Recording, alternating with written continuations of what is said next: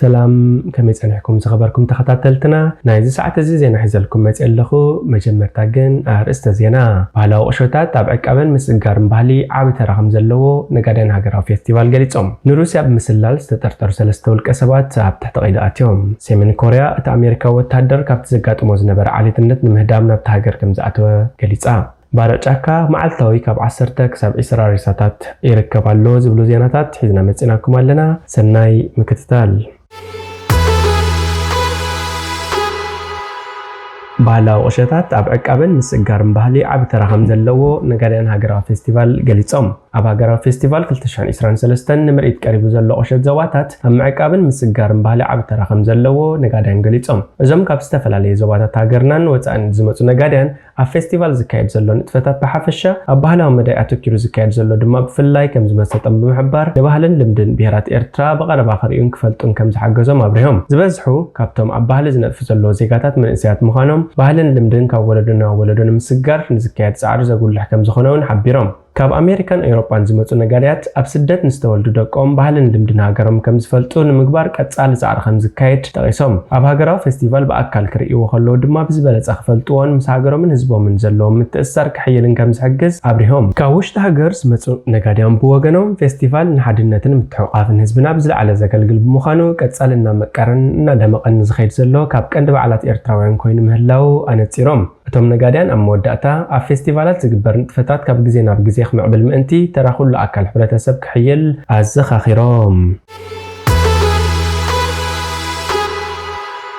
ሰሜን ኮርያ ኣሜሪካ ወታደር ካብቲ ዘጋጠሞ ዝነበረ ዓሌትነት ንምህዳም ናብቲ ሃገር ከም ዝኣተወ ገሊጻ ሰሜን ኮርያ እቲ ኣሜሪካ ወታደር ኣብ ዝሓለፈ ወርሒ ደው ሰጊሩ ኣብ ሰራዊት ካብ ዝነበረ ኢሰብኣዊ ኣተሓሓዛን ዓሌታዊ ኣተሓሓዛን ንምህዳም ምዃኑ ገሊጻ ሰሜን ኮርያ ወታደር ኣሜሪካ ትራቪስ ኪንግ ኣባል ሰራዊት ኮይኑ ካብ ዘጋጠሞ ኢሰብኣዊ ኣተሓሓዛን ዓሌትነትን ንምህዳም ኣብ ዝሓለፈ ወርሒ ደው ከም ሰገረ ገሊጻ እዚ ወዲ 23 ዓመት ወታደር ዝሓለፈ ወርሒ ኣብ ዑደት ኣብ ዝነበረሉ እዋን ካብ ደቡብ ኮርያ ናብ ሰሜን ኮርያ ሰጊሩ ማዕከናት ዜና ሃገር እቲ ወታደር ኣብ ሰሜን ኮርያ ዓቕባ ንምሕታት ተገዳስነት ከም ዘለዎ ጸብጺበን ዋሽንግተን ፒዮንግያንግ ኣብዚ ጉዳይ ንፈለማ እዋን ህዝባዊ ርእይቶ ዝሃበት ሓቅነት ከረጋግጽ ከም ዘይክእል ገሊጻ ሓደ በዓል ስልጣን ፔንታጎን ርእይቶ ሰሜን ኮርያ ኣብ ዝሃበ መልሲ ቀዳምነቶም ንኪንግ ብዝተኻለ መጠን ብሰላም ናብ ሃገሩ ምምላስ ምዃኑ ገሊጹ ሰበስልጣን ኣሜሪካ ቅድሚ ሕጂ እቲ ወታደር ደው ሰጊሩ ናብ ሰሜን ኮርያ ከም ዝኣተወ ገሊጾም እዮም እቲ ወታደር ናብ ሰሜን ኮርያ ምስ ኣተወ ሃለዋቱ ይተፈልጠን መንግስቲ ፈነወ ሰሜን ኮርያ KCNA እቲ ወታደር ብፍላጥ ደው ከም ዝሰገረ እኳ እንተገለጸ በዚ ተግባር ክቕጻዕ ድዩ ዝብል ሕቶ ግን መልሲ ይሃበን እቲ ወታደር ኣብ ምንታይ ኩነታት ከም ዘሎን ኣበይ ከም ዘሎን ኣብ ጸብጻብ ኣይገለጸን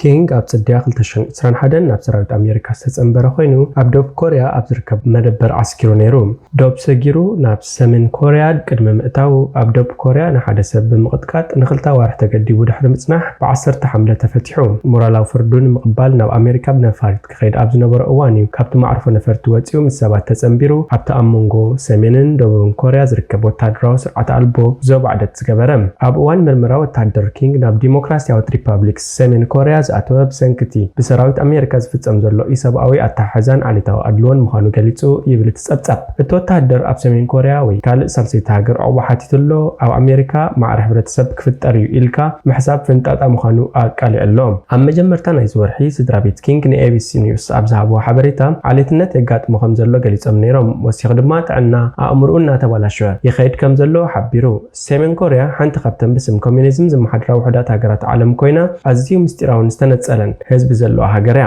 ብኪም ጆንግ ኡን ዝምራሕ መንግስቲ ብተደጋጋሚ ብክሰት ሰብኣዊ መሰላት ይኽሰስ እቲ ወታደራዊ ስርዓት ኣልቦ ዞባ ብእንግሊዝኛ ካብ ወታደራዊ ንጥፈታት ነፃ ኮይኑ ክሳብ ሕጂ ግን ብነቶክቲ ዝተዓብለሎ ኮይኑ ብኤሌክትሪካዊ ሓጹር ዝተኸበበን ብካሜራታት ዝከታተልን እዩ ዕጡቓት ወታደራት ነቲ ቦታ 24 ሰዓት ይሕልውዎ ምስ ወታደር ኪንግ ዑደት ዝገብር ዝነበረ ሰብኣይ እቲ ወታደር ዓዊሉ ምስ ሰሓቐ ኣብ መንጎ ህንጻታት ከም ዝጠፍአ ይዛረብ ኣብ መጀመርታ ዋዛ መሲልና ነይሩ ድሓር ግን ምስ ጠፍአ ሓቂ ምዃኑ ምስ ፈለጥና ኩሉ ሰብ ሰንቢዱ ክብል እቲ ስሙ ዘይጠቐሰ ሰብ ኣሜሪካዊ መሻርክቲ ቢቢሲ CBS ተዛሪቡ ወሲኹ ድማ ወታደር ኪንግ ናብ ሰሜን ኮርያ ክኣቱ ከሎ ሰራዊት እቲ ሃገር ኣብኡ ከም ዘይነበረ ሓቢሩ ኩነታት ወታደራዊ ሓይሊ ኣሰካፊ ኮይኑሎ ኣብ መንጎ ሰበስልጣን ሰሜን ኮርያን ኣሜሪካውን መዘነኡን ድርድር ተጀሚሩሎ። 「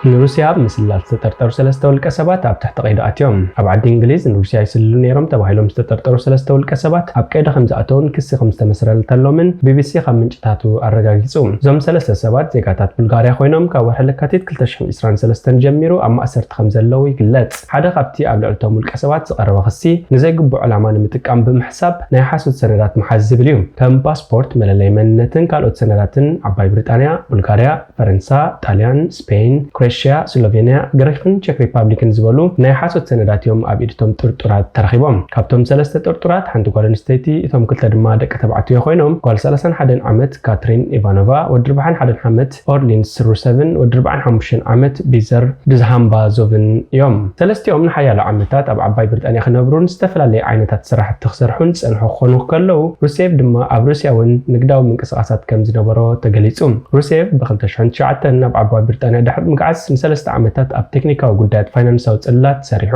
ኣብ ሓደ እዋን ንሚኒስትሪ ጸዓት ቡልጋርያ ናይ ምምኻር ኣገልግሎት ሂብ ነይሩ ኣብ ሊንክድን ዝርከብ ድሕረ ባይትኡ ከም ዘመልክቶ ድማ ኣብ ርክባት ድሕነት ዝሰርሕ ናይ ብሕቲ ትካል ኣጣይሱሎ እቶም ዝተረፉ ክልተ ጥርጡራት መጻምድቲ ምዃኖም ጎረባብቶም ዝነበሩ ሰባት ሓቢሮም ቢዘር ድዛምባዞቭ መራሒ መኪና ሓደ ሆስፒታል ከም ዝኾነ ክግለጽ እንከሎ ኣፍቃሪቱ ጓል 31 ዓመት ካተሪና ኢቫኖቫ ድማ ኣብ ናይ ብሕቲ ትካል ጥዕና ክኢላ ላቦራቶሪ ምዃና ኣብ ሊንክድን ኣብ ዘስፈረቶ ድሕረ ባይታ ትገልጽ እዞም ኣብ ዓዲ እንግሊዝ ንዓሰርተታት ዓመታት ክነብሩ ዝጸንሑ መጻምድቲ ሓደሽ ዜጋታት ቡልጋርያ ናብ ዓዲ እንግሊዝ ክመጹ እንከለዉ ምስ ባህልን ልምድን እቲ ሃገር ንኽላመዱ ዝሕግዝ ትካል ኣለዎም ብተወሳኺ ወግዓዊ ሰነድ መንግስቲ ቡልጋርያ ከም ዘመልከቶ እዞም መጻምድቲ ካብ ሃገር ወጻኢ ዝነብሩ ዜጋታት ቡልጋርያ ኣብ መረጻ እቲ ሃገር ንኽሳተፉ ኣብ ለንደን ንኮሚሽን መረጻ ሰሪሖም ምንባሮም ይሕብር እቶም ንሩስያ ይስልዩ ተባሂሎም ተጠርጢሮም ኣብ ቀይዲ ዝኣተው መጻምድቲ ከም ህያብ ምቁር መግቢ ሂቦም ከም ዝነበሩ ጎረባብቶም ይዛረቡ ወሲኾም እቶም መጻምድቲ ድሕሪ ምእሳሮም ፖሊስ ንመዓልታት ኣብ ገዝኦም ጽኑዕ ተፍቲሽ ከም ዘካየደ ሓቢሮም እዞም ሰለስተ ተኸሰስቲ ኣብ ወርሒ ጥሪ